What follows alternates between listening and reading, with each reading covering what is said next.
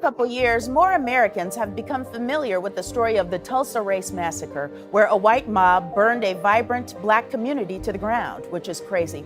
Even crazier, dozens of other black towns have been erased off the American map, not by burning them down, but by hiding them underwater. They come, don't pay to be fake. Time keep on ticking, it ain't gonna wait. Switch up the mood, I ain't vibing with you. Some of my homies ain't homies with Snoop. Get you a bag. I was in the kitchen, I was cooking on the come up. What's good, everybody? I'm back.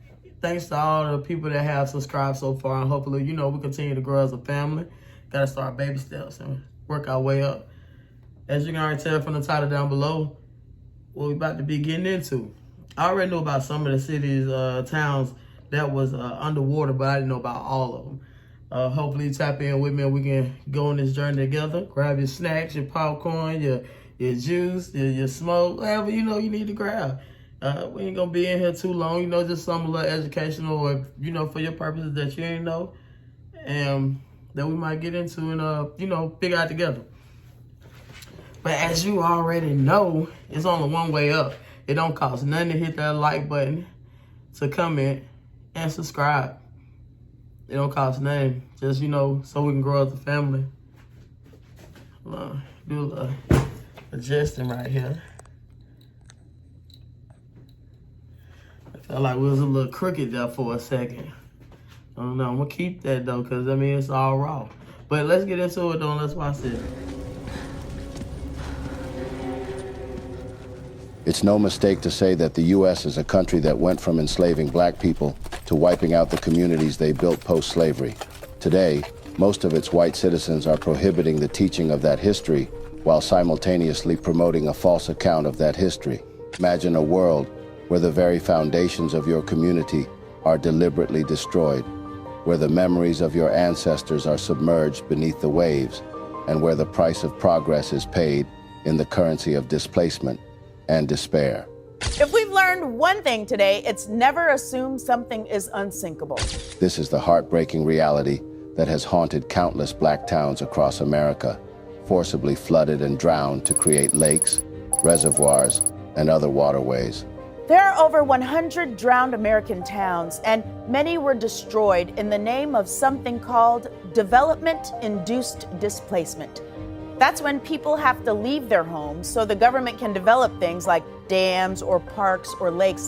The stories of these devastated communities, hidden beneath the surface of America's tranquil lakes, are a testament to the nation's troubled past, a past marked by systemic racism, environmental injustice, and the erasure of black identity, and communities that thrived against the odds, building their own schools, churches, and businesses, integrating patiently in surroundings that has done nothing other than enslave and despise them unendingly. These drowned towns are part of the Black American history they don't want to teach you. It's ugly and it's gross and we don't even know all of it. And the more we find out, the harder it is to love this place that would do those things to so many people. In this video, we'll be taking a full dive into the painful histories of black towns that were flooded to make lakes, and honoring the legacies of those who called them home. Beginning with number 1, Oscarville, Georgia. This is Lake Lanier. It's a lake in Forsyth County, Georgia, where people go swimming and boating and fishing and do a bunch of other lakey things. But before it was Lake Lanier, it was a town called Oscarville, Georgia. On August 3rd, the body of a 27-year-old man was found in Georgia's Lake Lanier. Days earlier, he had disappeared and drowned while swimming. The week before, another man drowned in the lake, and a few days before that, on July 27th, a 24-year-old jumped into the lake where he was electrocuted and later died.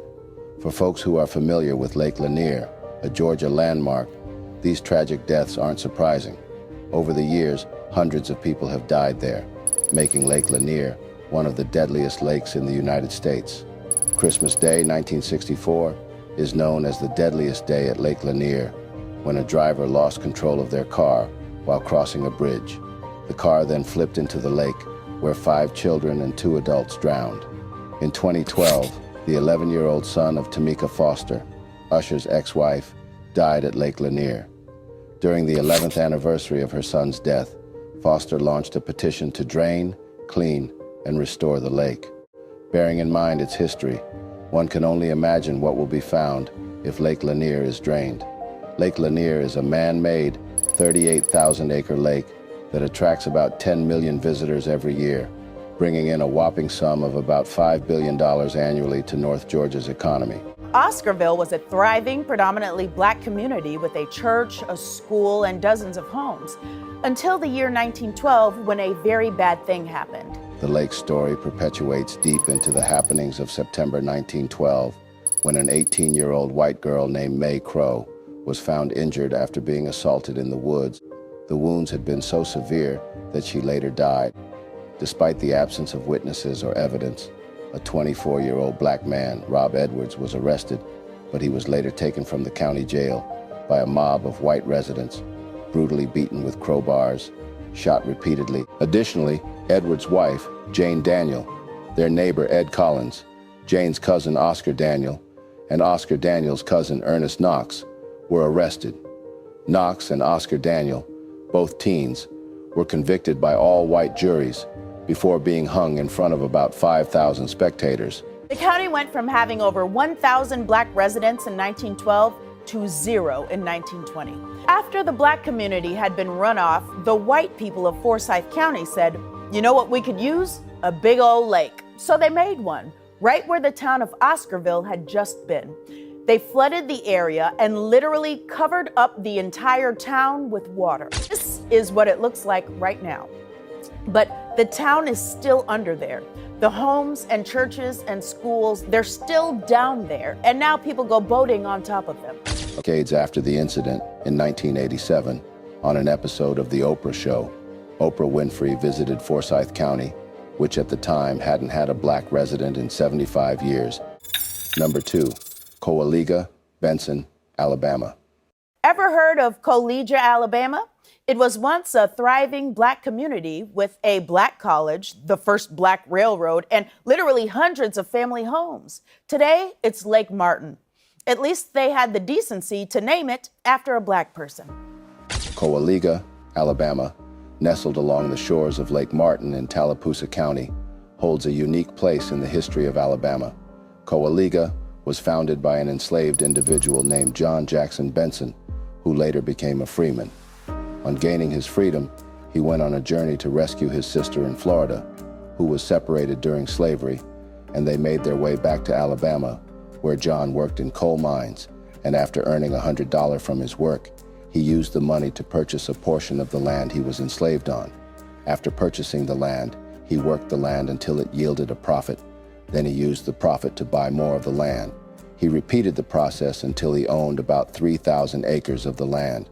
Benson soon built a farmhouse, sawmill, cotton gin, grist mill, brickyard, and school, helping Coalinga to grow into a community that housed black and white families. The community is a home to the first black-owned railroad started by William E. Benson and the black school Coalinga Academic and Industrial Institute. John Benson's son, William E. Benson, was the founding president of the Dixie Industrial Company. The Dixie Industrial Company was able to succeed by exporting lumber to Europe. Unfortunately, the company lost financial control due to their exporting ports being closed because of World War II, and Benson was replaced as president by the company's largest stockholder. The case was later taken to court, but the Dixie Industrial Company was eventually lost.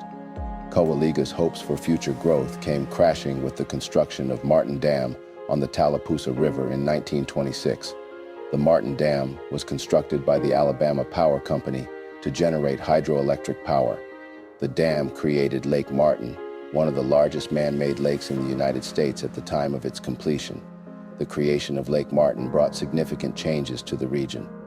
Once the Martin Dam was completed, the flow of water from the dam flooded the community of Coalinga, leaving another black-owned community underwater. Number 3, Seneca Village in New York City.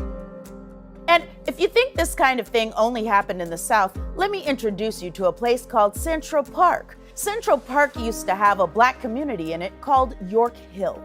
But the city of New York destroyed York Hill so that they could build the Central Park Reservoir.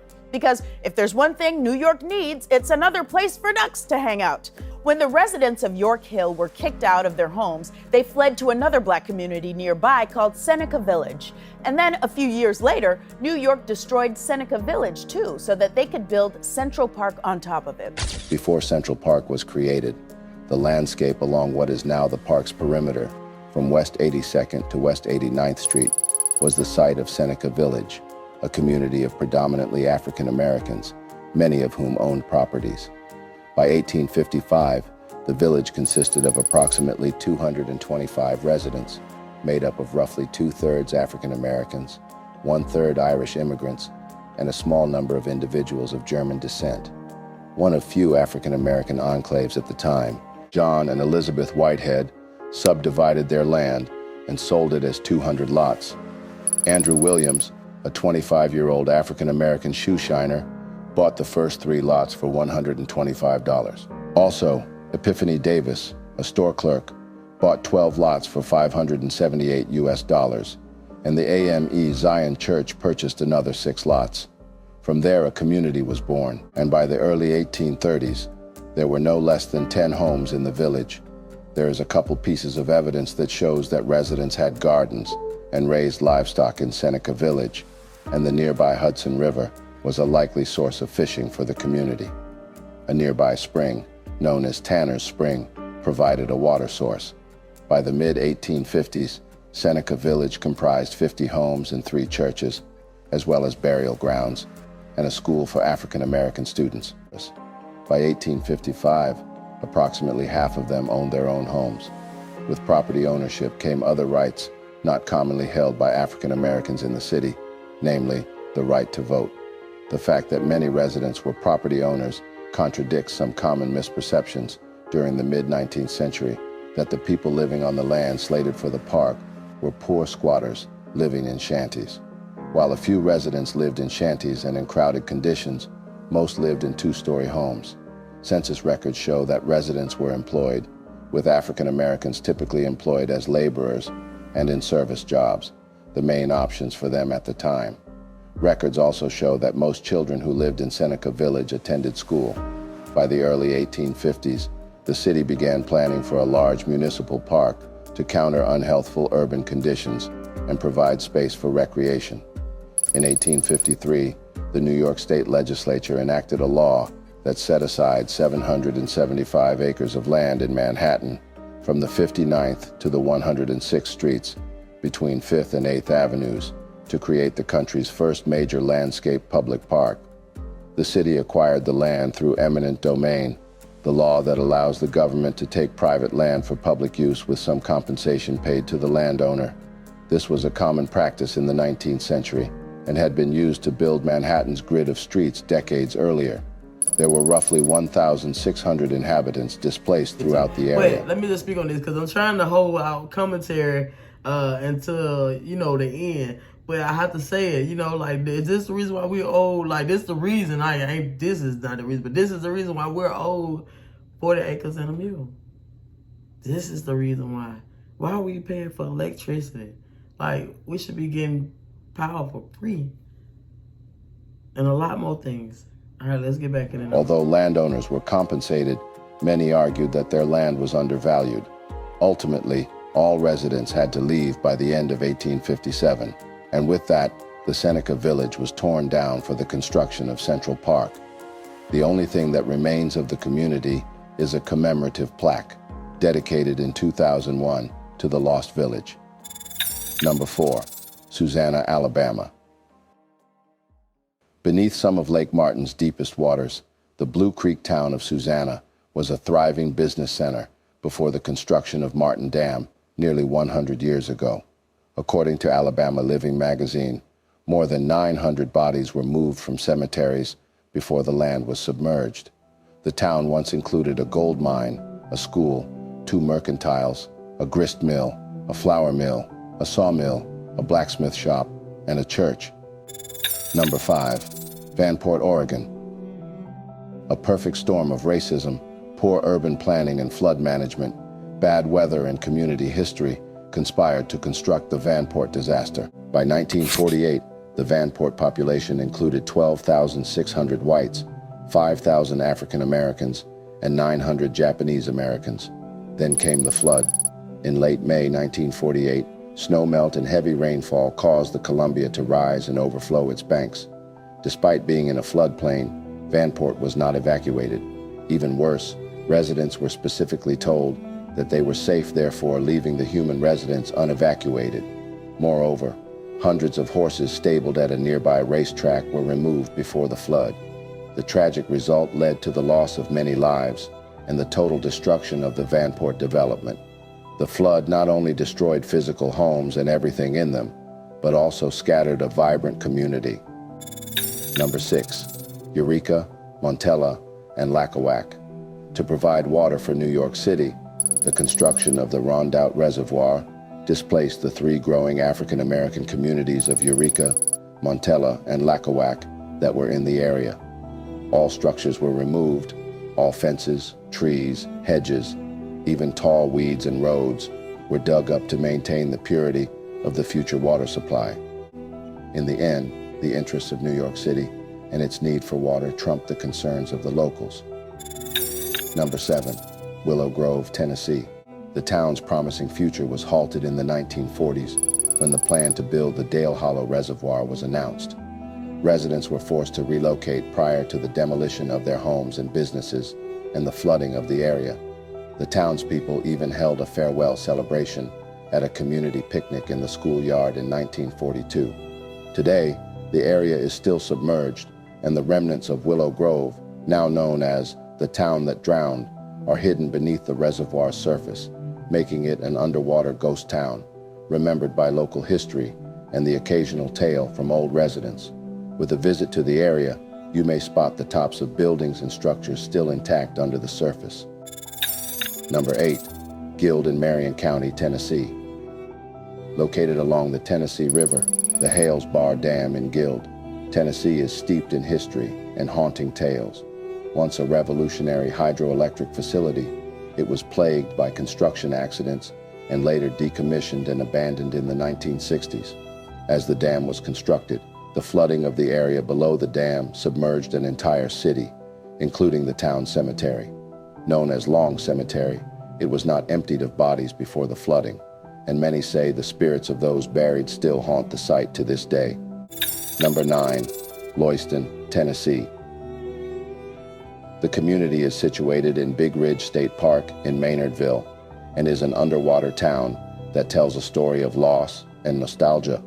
Once home to a vibrant community called Lewiston in the early 19th century, it was submerged in the mid-1900s when the area was flooded to create a reservoir, leaving behind remnants of homes and buildings beneath the water's surface. At the time, about 70 residents were displaced and relocated to surrounding counties. Remnants of the structures, including several businesses, schools, and churches, were covered by water and still remain below the surface of the lake to this day. Exploring the area, one gets a certain eerie stillness of the lake that often gives way to whispers of the past, with tales and struggles of those who once lived in the town surfacing in the minds of visitors. Number 10, Tharp, Tennessee. Nestled in the rolling hills of Middle Tennessee, Tharp was once a thriving community, originally known as Iron Mountain, named for the giant furnace that was constructed in the mid-1800s due to the discovery of iron ore deposits in the area. The small town had a post office, general store, school, mills, churches, and even a doctor's office, which still stands today. Eventually, after the Civil War, a lumber company purchased the old furnace lands, and eventually a railroad tie company used the area to make railroad ties. Though the town was never incorporated, by the early 1900s, Tharp had a blacksmith shop and even a tobacco prizing factory. However, by the late 1960s, when the land between the lakes was created, the small but active town seemingly disappeared off the map. Today, remnants of the historic town can still be visited via Tharp Road, where vestiges of this once thriving small Tennessee community remain, offering a glimpse into its past. And then with me, we covered the first 10 videos of towns and cities that was underwater. And if you didn't know about them, then, you know, it's just something, you know, to know. We're going to cover another 10 on the next video. I ain't want to hold y'all in there too long. So, you know, if you found it interesting, you're already with the family, I appreciate that like button, that thumbs up and stuff. You know, I go by Smalls Pimpin'. Get you a bag, peep how they move. Focus my vision and watch what I do. Put on the gas problems in the review.